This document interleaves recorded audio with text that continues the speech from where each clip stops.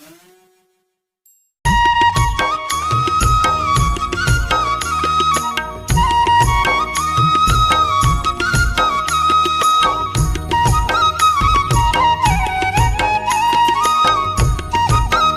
समय की बात है, केंद्रापड़ा जिले में बसे खरखरी नाम के एक छोटे से गांव में मीरा नाम की एक दयालु और नैतिक महिला रहती थी। मीरा अपनी अटूट सत्यनिष्ठा और सही काम करने में दृढ़ विश्वास के लिए जानी जाती थी, चाहे परिणाम कुछ भी हो। एक काली अंधेरा रात थे। ग्रामीणों के बीच एक अफवाह फैलने लगी कि पास के जंगल में एक भूत का साया है। लोगों ने दावा किया कि उन्होंने डरावनी चीखें सुनी हैं और छाया में छिपी भूतियां आकृतियां देखी हैं। गांव में डर व्याप्त हो गया था और कई लोगों का मानना था कि भूत का सामना करने से उन्हें दुर्भाग्य मिलेगा।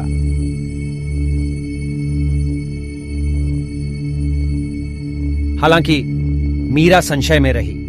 वह हमेशा एक तर्कसंगत विचारक रही थी और उनका मानना था कि अलौकिक घटनाओं के लिए एक तार्किक व्याख्या होनी चाहिए। एक दिन उसने खुद ही मामले की जांच करने का फैसला किया।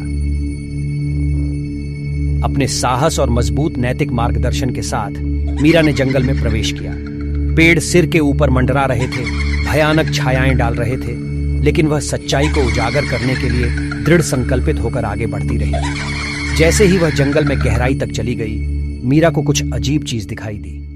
उसने पेड़ों के झुरमुट के पीछे से एक हल्की सी चमक निकलती देखी।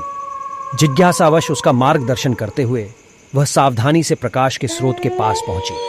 उसे आश्चर्य हुआ जब मीरा की नजर एक छोटी जीर्ण शीर्ण झोपड़ी पर पड़ी। अंदर उसने फटे पुराने कपड़ों में लिपटी एक बूढ़ी औरत को देखा जो कमजोर और कमजोर थी। यह स्पष्ट था कि महिला पीड़ित थी और उसे मदद की जरूरत थी। अपनी नैतिक दिशा को क्रियान्वित करते हुए मीरा उस महिला के पास पहुंची और उसे भोजन और पानी की पेशकश की।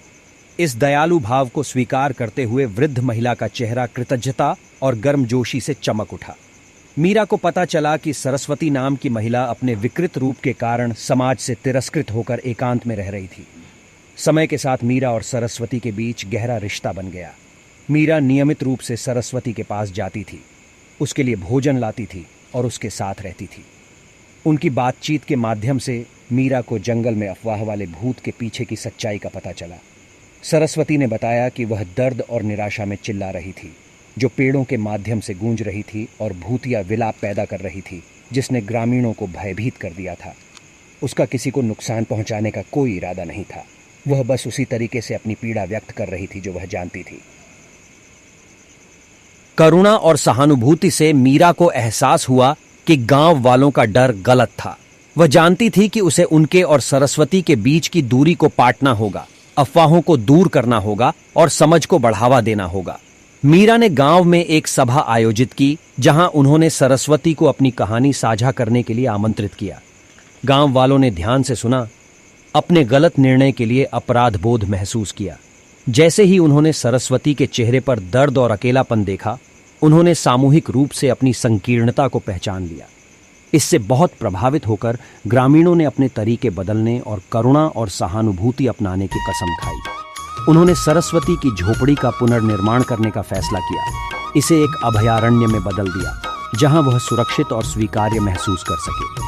उस दिन के बाद से मीरा गांव में एक मार्गदर्शक बन गई। उन्होंने दिखावे या सुनी सुनाई बातों के आधार पर दूसरों को आंकने का महत्व नहीं सिखाया, बल्कि समझने और मदद करने की पेशकश करने का महत्व सिखाया। गांव एकता और स्वीकृति की एक नई भावना के साथ विकसित हुआ।